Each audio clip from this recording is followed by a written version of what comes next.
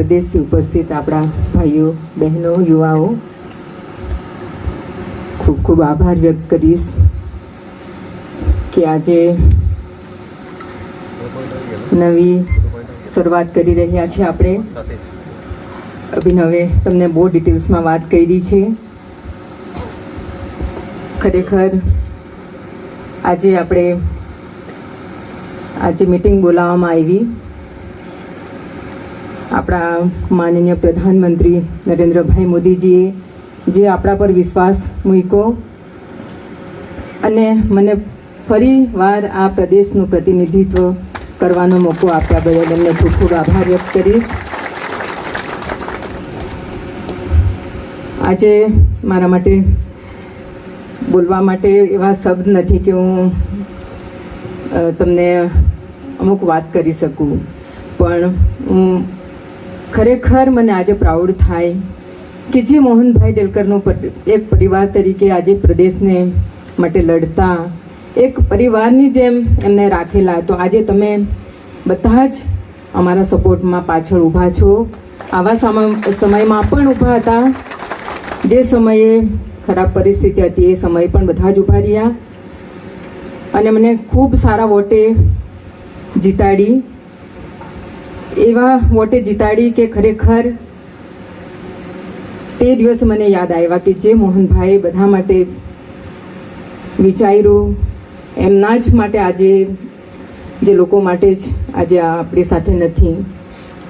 શિકાયત હતી, પણ જ્યારે તમે મને આ રીતના સપોર્ટ કર્યો તો એમને પણ હું ભગવાનને પણ પ્રાર્થના કરી કે નહીં, જે પરિવારની જેમ મોહનભાઈ રાખ્યા એ પરિવાર અમારી સાથે છે ને આજ સુધી તમે અમારી સાથે રહ્યા છો. સ્પેશિયલી ખૂબ ખૂબ આભાર વ્યક્ત કરીશ તમને. હું અને અભિનવ આજે 3 વર્ષથી બનતી કોશિશ કરી આ સંગઠનને સંભાળવાની. એવા સમયે જવાબદારી મારા પર પણ આવી. મેં પણ પૂરી કોશિશ કરી કે હું એમ નિભાવી શકું અને તમારા બધાના આશીર્વાદથી જ્યાં જે રજૂઆત કરવાની તે મેં રજૂઆત કરી દિલ્હીમાં, પણ ઘણી બધી સમસ્યાનું સમાધાન નહીં થઈ શક્યું. આજે ઘણી વખત ખૂબ જ દુઃખ થાય છે મને કે આ જે લોકો એટલા સપોર્ટમાં અમારા સાથે છે એમને જે તકલીફો પડે છે એનું અમે સમાધાન નહીં કરી શકતા. તો ઘણી વખત વિચાર પણ આવે કે શું કરી શકીએ, આપણી જનતા માટે શું કરી શકીએ.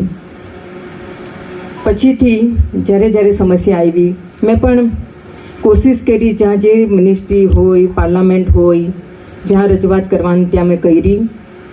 છેલ્લે જ્યારે ઘણી વિકટ પરિસ્થિતિ આવી, હું પ્રધાનમંત્રીને મળી અને એ દિવસે ખૂબ જ આશ્વાસન આપવામાં આવ્યું. ફર્સ્ટ મુલાકાત હતી અને જ્યારે મેં મારી પરિસ્થિતિનું એમને સમક્ષ મેં રાખી, ખરેખર એક મને ગુજરાતની દીકરી તરીકે એમણે જે આશ્વાસન આપવામાં આવ્યું એમનો ખૂબ ખૂબ આભાર વ્યક્ત કરીશ. અને જ્યારે મને જરૂરત પડી ત્યારે મદદ કરી ને આજે ખૂબ જ વિશ્વાસ રાખીને મને ટિકિટ આપી છે, બીજેપીમાંથી લડવાની ટિકિટ આપી છે. તો જરૂર આપ બધાનો જ સહકાર ને સહયોગથી આપણે જે મહેનત પાછલા સમયમાં કરેલી એના કરતાં પણ વધારે મહેનત કરીને આપણે આ સીટ જીતાડીને આપણું ભવિષ્ય નક્કી કરીશું. એટલે હું તો ખાસ બધા જ આપણા ભાઈઓ બહેનોને વિનંતી કરીશ, તમે મુખ્ય કાર્યકર્તા છો. લોકો ઘણા નારાજ છે, મને ખબર છે.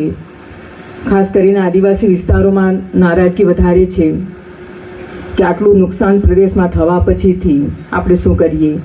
એ બધું સમજાવવાની જવાબદારી આપણી છે. બધા જ સમય ખરાબ નહીં હોય, સારો સમય હોય નીકળી જાય, ખરાબ સમય આવે, ખરાબ સમય પણ નીકળી જશે ને સારો સમય આવશે. મને ખબર છે આજે રસ્તા, પાણી, લાઇટથી માંડીને આજે સ્ટુડન્ટ્સની પણ કેટલી મોટી સમસ્યાઓ છે. આજે નાના બચ્ચાઓને જ્યારે એ પર બેસવું પડે તો ખરેખર એક ખૂબ જ કમનસીબ હોય. આટલા વર્ષોથી કોઈ દિવસ બચ્ચા લોકોને આ રીતના રસ્તા પર નહીં આવવા પડ્યું, પણ આજે હડતાલ પર ઉતરવું પડે તો બહુ જ ખરાબ મને પણ લાગી. જ્યાં જ્યાં મેં પરિસ્થિતિ જ્યાં સ્ટુડન્ટ્સની હતી, શિક્ષા માટે હોય, તો એમનું માન સન્માન જળવાઈ રહે તે આપણી બી જિમ્મેદારી બને. તો તે વસ્તુ બી આપણે દરેકે કાર્યકર્તાએ આપણે થોડું વિચારવાનું છે.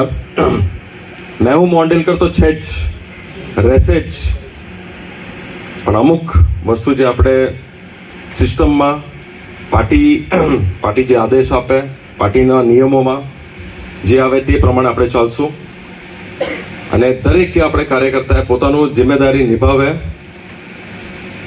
અને લોકો સાથે સંપર્કમાં રહે તેટલું આપણે કામ કરવાનું છે. હમણાં તો હજુ મેં કીધું તેમ હજી જિમ્મેદારી વધી છે. એવું નહીં કે આપણે ઐતિહાસિક જીત લેવાના એટલે ઘરે બેસી જવાનું, એ વસ્તુ આપણે ભૂલી જાય. લોકોને એમ નહીં થવું જોઈએ કે હવે બહુ પાવરફુલ થઈ ગયા કે બહુ આ બોલશે, લોકો બોલશે કે હવે બહુ આગળ પાવરફુલ થઈ ગયા એટલે હવે અમને ભૂલી ગયા એમ. હવે તો હજુ લોકો સાથે સંપર્કમાં આપણે વધારે આવવાનું છે. હવે આપણે કાર્યાલય વધવું જોઈએ.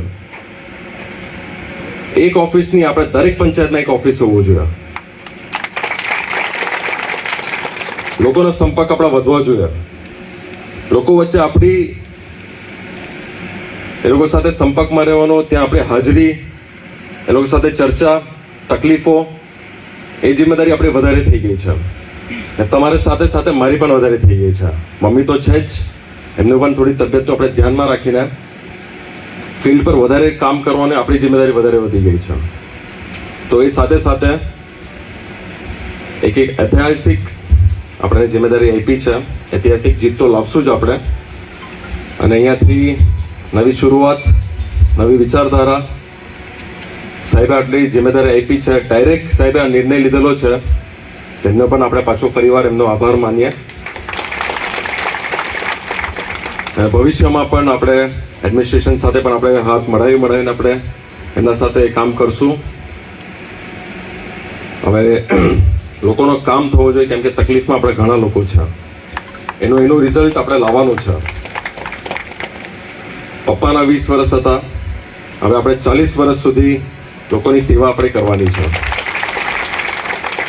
તો ફરીવાર આપ સૌ બધાએ આપણો દરેક અમારા પરિસ્થિતિમાં તમે બધા સાથ સહકાર આપ્યો, એટલે તો પહેલાં તો બધાનો આભાર માનીશ. સારા દિવસો આપણા આવી ગયા છે, લોકોના પણ, પ્રદેશના પણ, આપણું સંગઠનનું પણ. તો દરેક વસ્તુ આપણે ધ્યાનમાં રાખીને પોઝિટિવ રહીને આપણે બધા આગળ વધશું.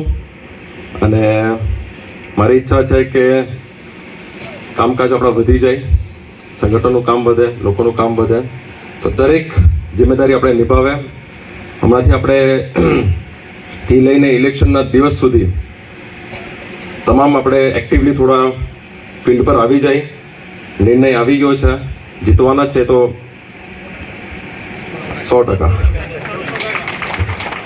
તો ફરીવાર આપ સૌ બધા અહીંયા આવ્યા છો અને ટૂંક સમયમાં તમે બધા અહીંયા ઉપસ્થિત રહ્યા, બધા આવ્યા. તો ફરીવાર બધાનો ખૂબ ખૂબ આભાર, ધન્યવાદ.